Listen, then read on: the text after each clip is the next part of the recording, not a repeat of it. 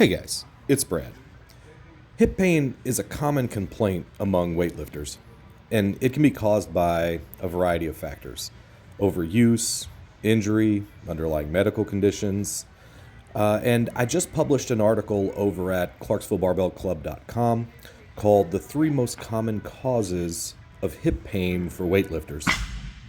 And we take a look at tight hip muscles, hip bursitis, and hip impingement syndrome as the three most common. Um, the hip is a complex joint, and it relies on the surrounding muscles for stability. If these muscles are tight, they can pull on the hip joint and cause pain. This is often the case with weightlifters who don't stretch their hips regularly. And tight hip muscles can be caused by sitting for long periods of time and not stretching enough. Hip bursitis is the hip bursa is a small fluid-filled sac that helps cushion the hip joint. And when this sac becomes inflamed, it's called hip bursitis. Hip bursitis is often caused by repetitive movements that put stress on the hip joint, like the squat, the deadlift, lunge, snatch, clean and jerk. You see where this is going. And then hip impingement syndrome this occurs when the ball of the thigh bone, that's your femur, the thigh bone, rubs against the edge of the hip socket. And I'm not even going to try to pronounce that word, but it can cause pain, inflammation, and like a clicking or popping sensation in the hip.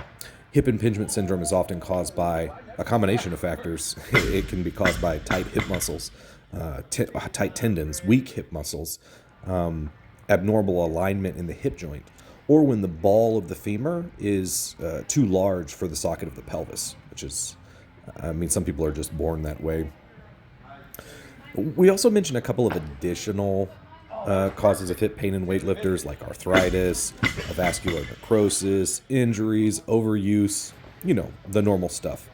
And we talk a little bit about what to do if you're experiencing hip pain. And a lot of it's the regular things you know to do: rest, ice, heat, stretching, strengthening, medication, and then surgery ultimately if it's needed. But you need to make sure you see your doctor, get it diagnosed. After training that day, I went to Island Fin Poke and had the spicy tuna poke bowl. I think that's how you pronounce it. It was delicious. And when I got home, had a box waiting for me with shirts from bulksupplements.com. All right, guys, head over to the blog. I'll put the link in the description below. Keep training, and I'll see you in the next video.